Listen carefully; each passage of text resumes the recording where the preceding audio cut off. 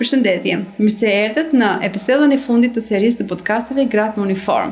Ky është një projekt i mbështetur nga Ambasada Britanike. Dhe sot jam shumë e nderuar të kem në studio ton të këndshme familjare Silvana Sulaj, shefe e sektorit për hetimin e trafiqeve.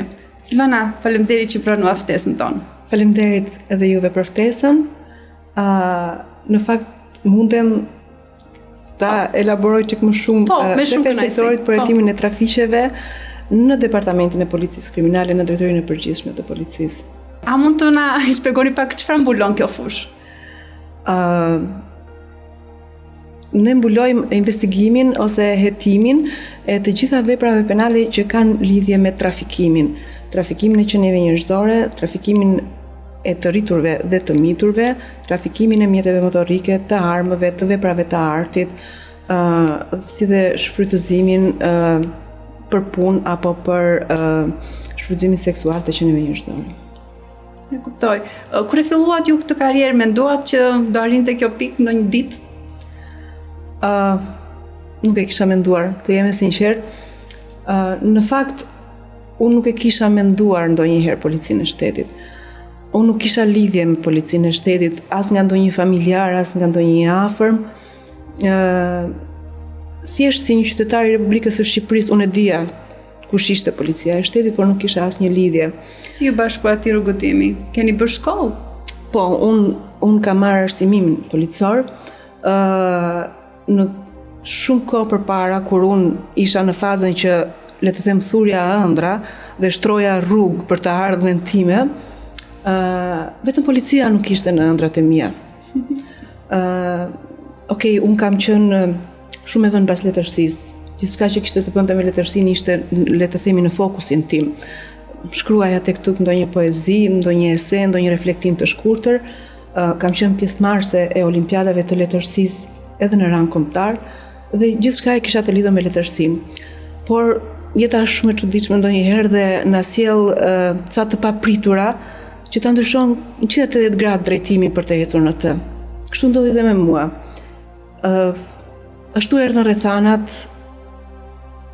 Unë nuk dua ta ndaj këtë rrethan që më erdhi në vitin e largët 1994 me familjen time, por gjithsesi unë konkurova dhe përfundova duke ndjekur studimet në Akademinë e Rendit në atë kohë, Akademia e Policisë ose e Sigurisë sot. Do të thënë ju policinë ose akademinë në atë periudhë e quajtë si një derë që kishte më shumë opsione, kishte më shumë mundësi, kishte më shumë dritë në fund të tunelit? Kur e shoh sot dikur në atë kohë, nuk e pas kam menduar ashtu në fakt. Okej, e kam parë si një derë, po e kam parë si një derë që mua do më çonte drejt studimeve, dhe me thënë drejtën ndoshta më vjen dhe pak turp ta them, po e kam nisur Akademinë e Policisë ndoshta për një vit, sa unë mos shkëputesha nga shokët dhe shoqet e mia që po vinin të vazhdonin universitetin, dhe me mendimin që dikur vitin tjetër unë do shkëputesha dhe do ndiqja pasionin tim. Shumë e bukur ky moment. Atëherë, në fund të vitit ju dashuruat me policinë, me akademinë. Në fund të vitit unë isha dashuruar me bashkëshortin tim aktual, në fakt, që nga shumë e bukur atëherë historia. Por përposë dhe kësaj kishte filluar të më injektoj në dejet e mia përgjegjësia dhe dashuria për policinë. Dhe kur e them dashuria për policinë, mendoj se nuk e teproj, sepse vërtet e dua, sot e dua profesionin tim. Të mbetemi pak te momenti që keni qenë në akademi. Sa vajza, sa çuna keni qenë? Sepse i përkasim, siç thatë, shumë vite përpara. Unë së bashku me 35 vajza të tjera përbënim gjeneratën e dytë të vajzave dhe grave që kanë filluar studimet arsimimin policor në Akademinë e Policisë. Para nesh ka qenë një gjenerat tjetër me rreth 25 vajza dhe ne ishim gjenerata e dytë. Ka qenë konkursi fort i bie. Ka qenë për hir të së vërtetës, por që të jemi me këmbë në tokë, ka qenë edhe për shkak se ishte risi futja e grave dhe vajzave në policinë e shtetit, ndoshta ka qenë edhe pak i lehtë mos duket shumë mbështetës. Nga të gjitha palët ka pasur një mbështetje maksimale që gratë dhe vajzat të bëheshin pjesë e policisë së shtetit, të kishte, le të themi, nga ato gratë dhe vajza që ta thyenin të parat këtë tabune e dominimit të policisë nga pjesa e burrave dhe djemve. Kur shkuat në punë, siç thonë, që është komplet ndryshe nga shkolla, a e kishit të njëjtën vijushmëri, mund të themi, të mbështetjes, apo nuk ishte realiteti ndryshe kur del në terren? Shiko, unë e kam filluar punën, jam emëruar në një vit shumë të mbrapsht për gjithë vendin tonë. Ishte 1997 dhe unë jam emëruar ka mesi shtatorit 1997 dhe gjithë e dim historinë se çfarë ndodhi. Unë u emërova inspektore krimesh, sot jam specialistët e hetimit ekuivalent, emërtimi. Kushdo që më shifte në përdyert të komisariatit, apo qofte dhe ata që më shikonin kur merja rrugën drejt komisariatit, që ishin të njohurit se jetonim në një qytet të vogël, më thoshin, po ç'tu desh më çu policia? Dhe unë mendoja, ç'mu desh policia? Në fakt, i qenë dy ngjarje shumë të rënda, që ndoshta ndikuam shumë në ndryshimin e këndvështrimit tim ndaj policisë. Ishin dy ngjarje shumë të rënda që ndodhen shumë pranë njëra tjetrës. 2 muaj të parë që unë kisha filluar punë, ishte vrasja e profesorit tim të kimisë të gjimnazit dhe vrasja e kolegut tim me të cilin ndaja zyrën në ato kohë në komisariat. Ishin vrasje jo, le të themi, të planifikuara nga dora që i vrau, por ishin vrasje si rezultati i marrëzisë dhe i çmendurisë që kishte kapur njerëzit në ato kohë, dhe për shkak se armët ndodheshin në duart e gjithkujt, të përgjegjshëm dhe të papërgjegjshëm. Por nuk stopoi, po e shikoj rrugëtimin jote shumë i suksesshëm. Jo, nuk stopoi. Të dha më shumë forcë si bie? Pikërisht. Aty unë mendova, ndryshoi këndvështrimi im dhe thash, okay, një vend në anarki prodhon viktima. Sa afër, sa e pavlefshme është jeta dhe sa afër mund të na vinë ne fatkeqësia, nëse nuk e luftojmë, nëse nuk e kontrollojmë. Aty ndoshta ndryshoi edhe bot kuptimi im, pastaj edhe rrugtimi im që u bë dhe më i qëndrueshëm në policinë e shtetit. Është koha të përveshësh mëngët, do. Është koha të përveshësh mëngët. Ndërsa për sa i përket pjesës se si unë ndjeva nga pritja nga kolegët, në fakt nuk kam ndjerë ndonjë lloj as diskriminim, as përçmim, vetëm thjesht kjo që atyre ju vinte keq që unë, një vajzë e re, u bësha pjesë e strukturave të policisë, sepse nuk ishte policia për vajzat si unë. Nëse do flasim në ditët e sotme, meqense ju keni dhe gradë shumë të lartë tashmë, sa më themi brezi i ri është gati që të marrë mësime nga brezi i vjetër në punë? Shiko, situata ka ndryshuar shumë. Unë fola për çfarë ndodhte para rreth 30 vitesh. Gratë dhe vajzat në polici ishin shumë të pakta para 30 vitesh dhe sigurisht kishte stereotipe shumë të forta ndaj grave dhe vajzave. Unë personalisht kam përjetuar kur kam shkuar në zyrën e shefit të komisariatit dhe i kam thënë që unë jam emëruar këtu së bashku me 2 shoqet e tjera që kishin mbaruar Akademinë e Policisë. Ai shtangu dhe tha, ku t'ju çoj unë ju me vajza? Sepse ai nuk e konceptonte dot që ne kishim ardhur për të bërë atë punë siç edhe ata e bënin deri tani burrat e djemtë e komisariatit në terren, patjetër në terren. Sot mbas 30 vitesh gjërat kanë ndryshuar. Kanë ndryshuar shumë sepse gratë dhe vajzat i ke kudo, i ke në çdo fushë, në çdo sektor policisë së shtetit. Sigurisht stereotipet ekzistojnë ende, vështirësitë ekzistojnë ende. Unë mendoj se gjatë këtyre 30 vjetëve ata gjenerata më e vjetër janë bërë të ndërgjegjshëm që duhet t'i pranojnë gjeneratën e re, jo vetëm gratë dhe vajzat, por edhe djemtë e ri që bëhen pjesë e strukturave të policisë. Dhe sigurisht policia është një profesion i tillë, pavarësisht përparimeve që mund të ketë, në thelb mbetet polici. Dhe unë mendoj se është shumë e rëndësishme që të marrësh nga më të vjetrit, nëse mund t'i quajmë, në policinë e shtetit. Ata janë shkollë. Kuptoj, edhe bashkohen totalisht me pikërisht me citimin tuaj. Por do të dija brezi i ri, se dim që janë pak më çapkën. Vërtet presin të dëgjoj nga mentori, do të dija pak diferencën e brezave. Shiko, ajo që unë kam vënë re për shkak të disa pozicioneve të punës që kam patur në pozicione drejtuese, më ka qelluar shpesh që të kontaktoj me të rinj dhe të reja që aspirojnë ose që janë bërë pjesë e strukturave të policisë shtetit. Kam përshtypjen se ata ndonjëherë kur fillojnë punën, kërkojnë të kenë shumë adrenalinë. Ndoshta të ndikuar një çik edhe nga filmat aksion, nga ato çka dëgjojnë për policinë e shtetit dhe thonë nuk kemi adrenalinë.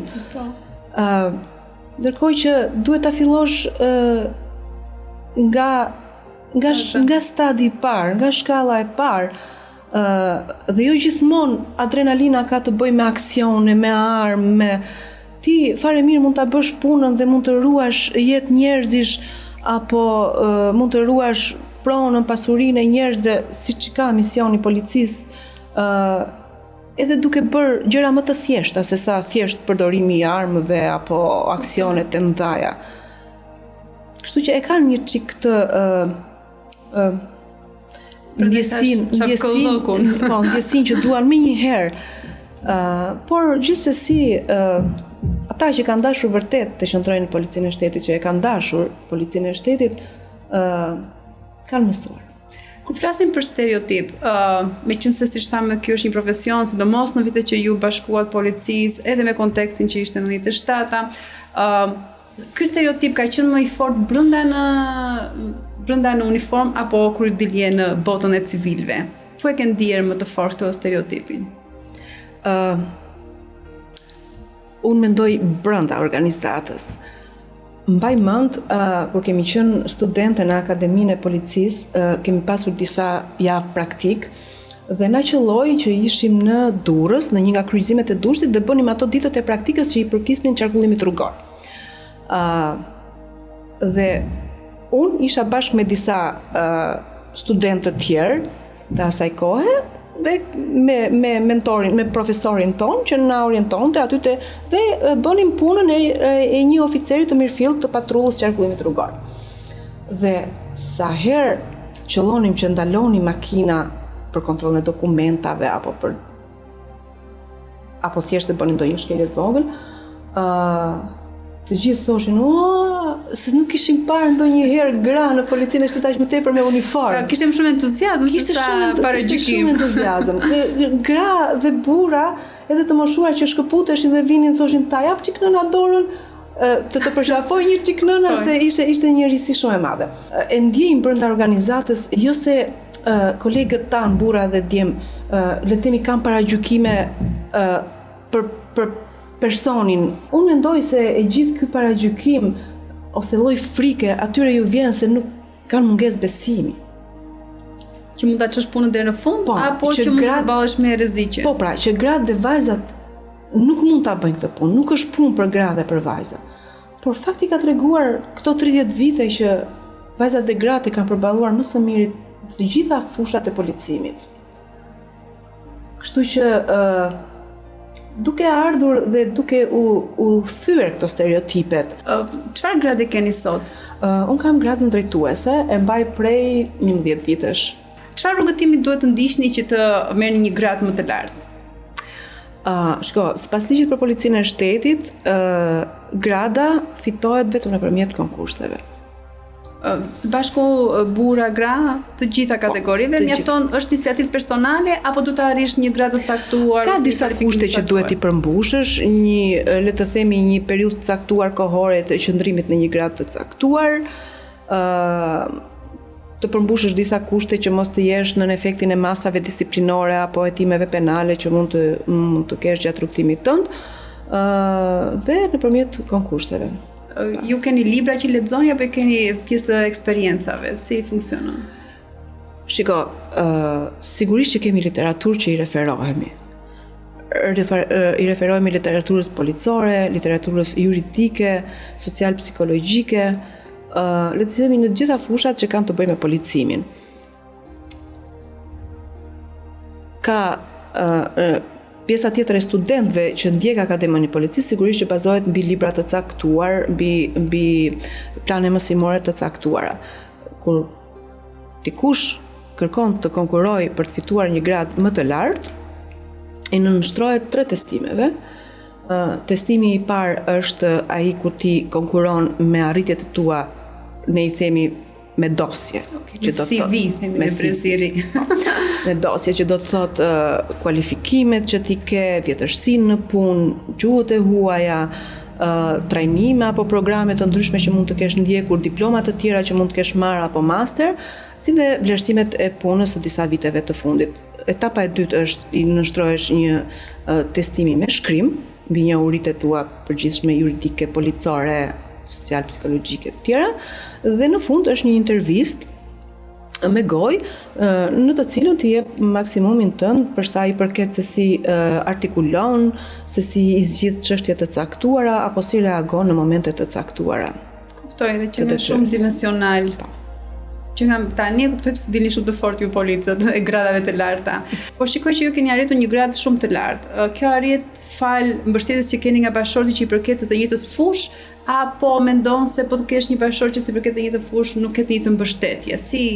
Çfarë kemi këto aludime që kemi shpesh? Po e nis nga kjo që the, apo mendon se po mos të jetë pjesë e fortë e policisë nuk ka mbështetje? Nuk di ta them këtë. Unë di të them që po, unë kam pasur mbështetje shumë të madhe nga bashkëshorti im. Jo vetëm mbështetje, por ai më ka shtyr.